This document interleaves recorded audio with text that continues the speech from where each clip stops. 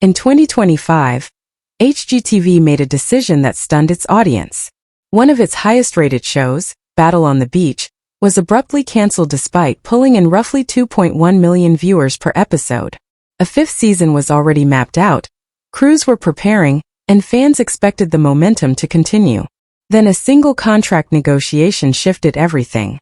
Ty Pennington reportedly asked for an additional $50,000 per episode. The network declined. Within a week the show was gone. Officially, the explanation pointed to budget tightening, but insiders hinted that money was only part of the story. There were murmurs of creative clashes, on-set strain, and unresolved tensions that echoed patterns from much earlier in Ty's career. What unfolded behind the scenes seemed far more complicated than a simple pay dispute. Ty Pennington was born on October 19, 1964, in Atlanta, Georgia, under the name Gary Tygert Burton. His childhood began in flux. His mother, Yvonne Vicky, was just 24 when she had him and was already raising another young son when their biological father left early, and for several years it was just the three of them trying to hold life together.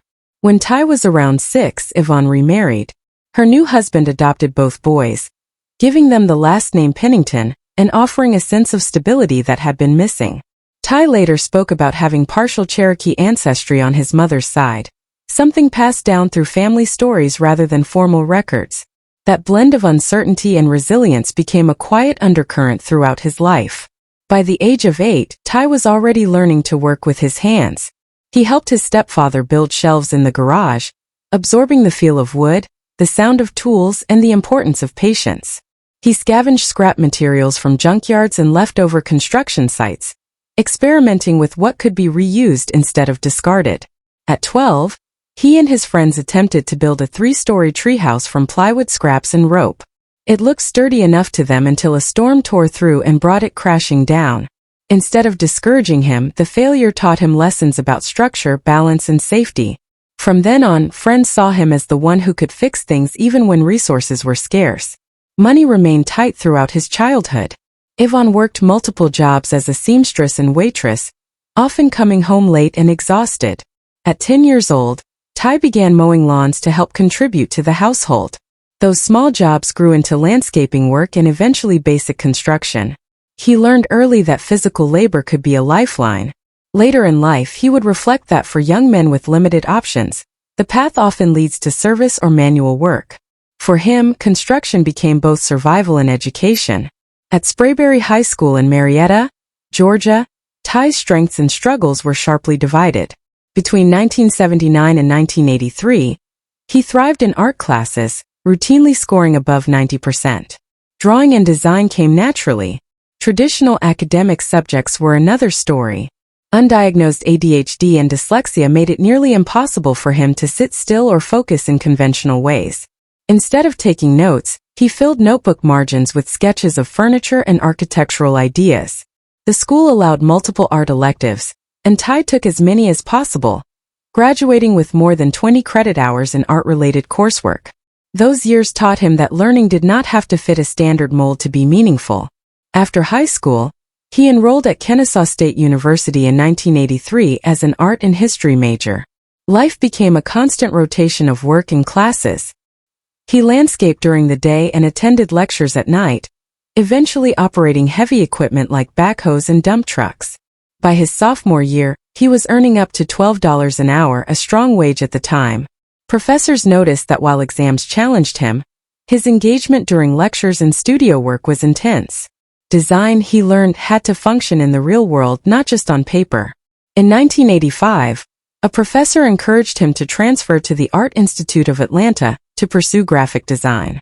To pay tuition, Ty took cabinetry and carpentry jobs, mastering advanced techniques such as dovetail joints.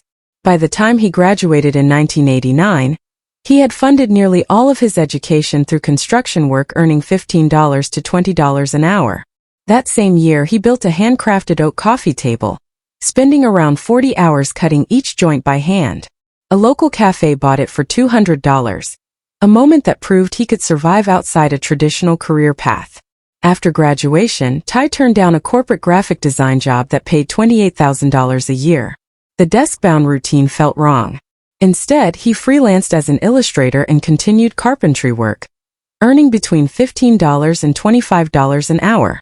Projects were inconsistent, but the freedom felt honest. In 1990, his life took another unexpected turn when a street scout signed him to a modeling agency.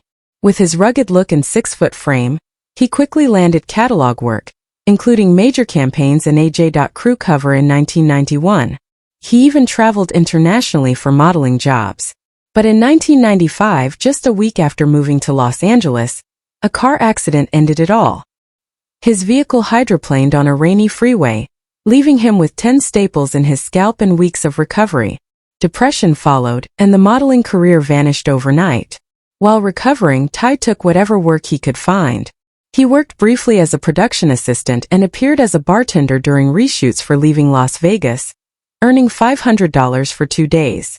By 1997, broke and burned out, he returned to Atlanta and built custom furniture in his garage, sometimes charging as little as $50 per piece. Slowly, confidence returned. His path to television fame began almost accidentally. In early 2000, while renovating a kitchen, his agency called about an audition for a new TLC show. He nearly skipped it but showed up in jeans and a tool belt, unconcerned with impressing anyone. That indifference stood out.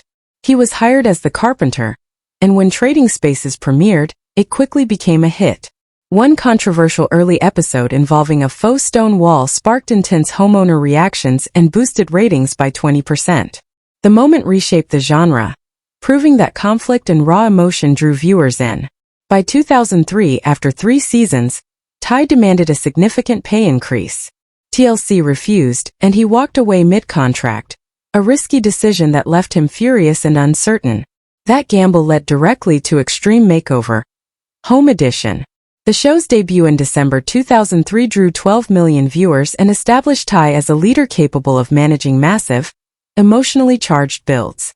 Episodes highlighting thoughtful details, such as a treehouse designed to discreetly store medical supplies for children battling cancer, earned him widespread admiration and Emmy recognition. Not everything went smoothly.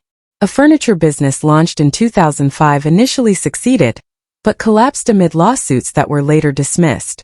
In 2007, Ty was arrested for DUI, an incident that nearly derailed his career.